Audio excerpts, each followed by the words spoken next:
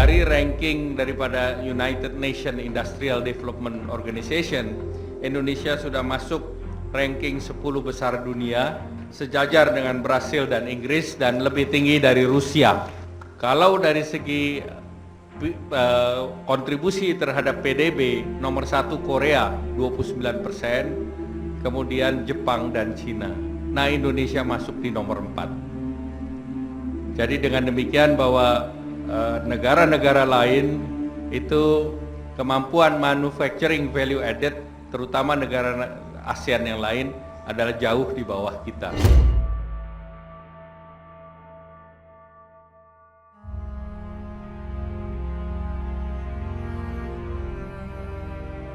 Alhamdulillah, Indonesia termasuk yang mampu bertahan sampai saat ini karena fondasi yang telah kita bangun. Fondasi yang telah kita bangun, yaitu infrastruktur untuk Indonesia maju.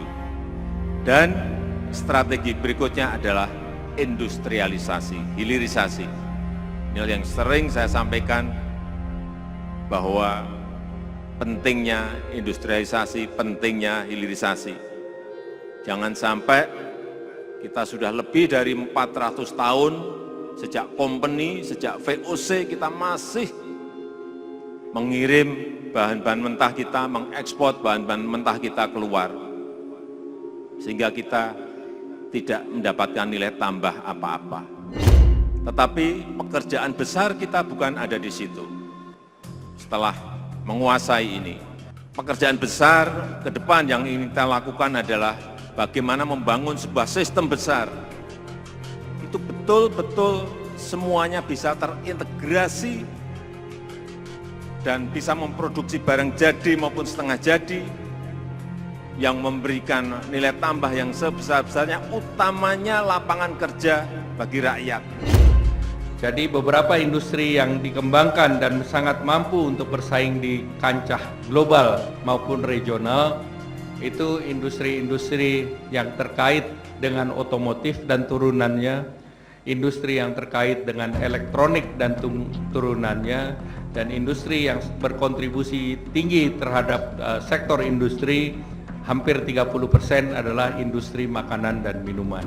Jadi ini merupakan potensi-potensi industri yang dalam 5-10 tahun ke depan adalah penggerak ekonomi nasional, dan sektor ini pula lah yang diandalkan oleh negara-negara lain yang akan mampu menarik pertumbuhan ekonomi dunia.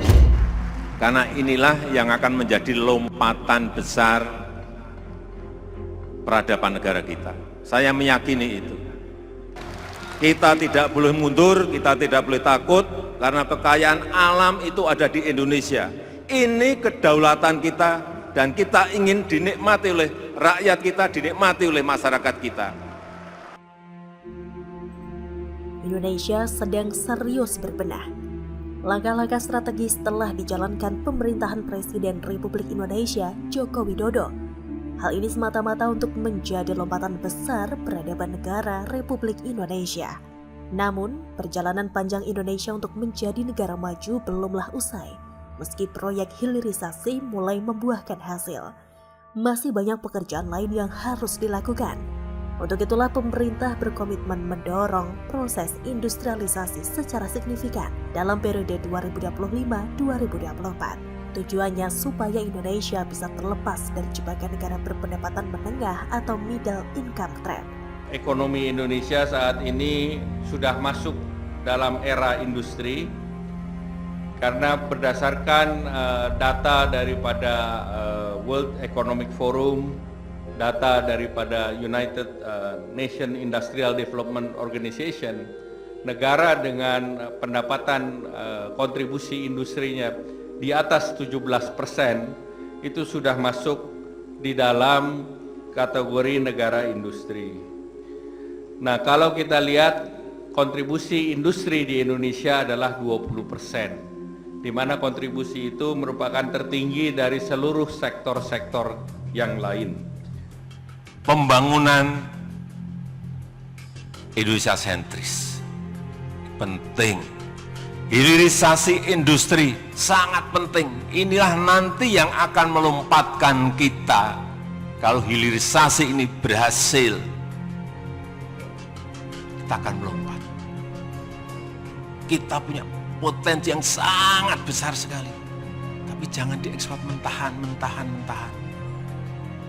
Industrialisasi akan menjadi fokus pembangunan dalam Rencana Pembangunan Jangka Panjang Nasional atau RPJMN 2025-2024. Mekanismenya pun bukan lagi dalam bentuk dorongan untuk hilirisasi sebagaimana digencarkan saat ini. Melalui strategi industrialisasi ini, pemerintah mematok target total kontribusi industri terhadap produk domestik bruto atau PDB Indonesia akan mencapai 28% pada 2045 dari 2025 sebesar 18,7%. Target kontribusi itu belum pernah dicapai Indonesia, melainkan sudah. Melalui strategi industrialisasi ini, pemerintah akan memfokuskan pembangunan industrinya berdasarkan kekuatan sumber daya masing-masing wilayah, sehingga pembangunan proyek-proyek industri tidak lagi serampangan dan kucuran investasi yang dicari akan lebih selektif. Dalam jangka menengah, pembangunan industri di wilayah Jawa Bali misalnya akan berbasiskan pasar, memproduksi barang konsumsi, hingga memanfaatkan keunggulan aglomerasi. Selain itu juga akan menjadi pusat jasa modern, pintu gerbang internasional untuk pariwisata dan menjadi lumbung pangan nasional. Adapun untuk wilayah Sumatera dan Kalimantan, industrialisasinya berbasis sumber daya alam dengan memanfaatkan keunggulan komoditas perkebunan dan pertambangan.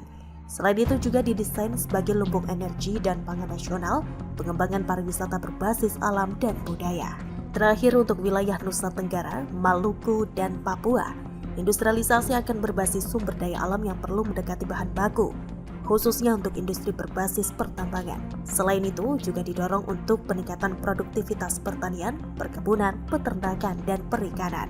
Jadi, industrialisasi bukan lagi hanya soal hilirisasi tambang, sebab hilirisasi hanya salah satu tahapan industrialisasi.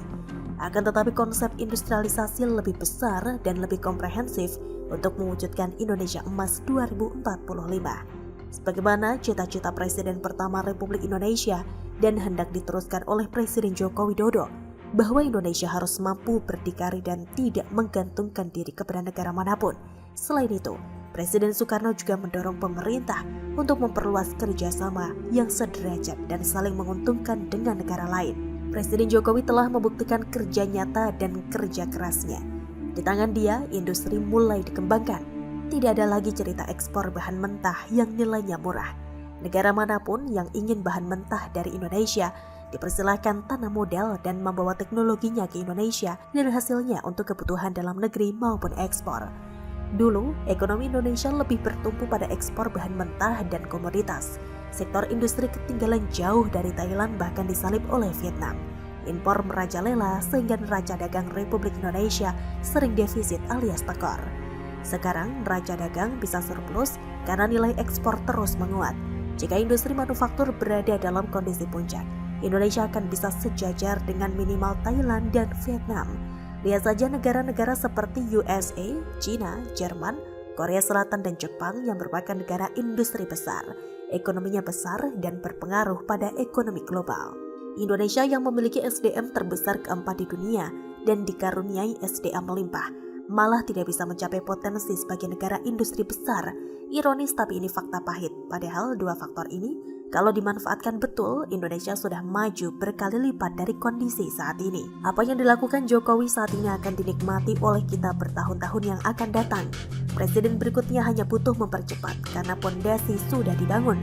Dan sebagai warga negara yang cinta tanah air, tugas kita adalah mendukung dan berperan aktif terhadap kemajuan bangsa, bukan malah menjelek-jelekan dan memilih kewarganegaraan asing.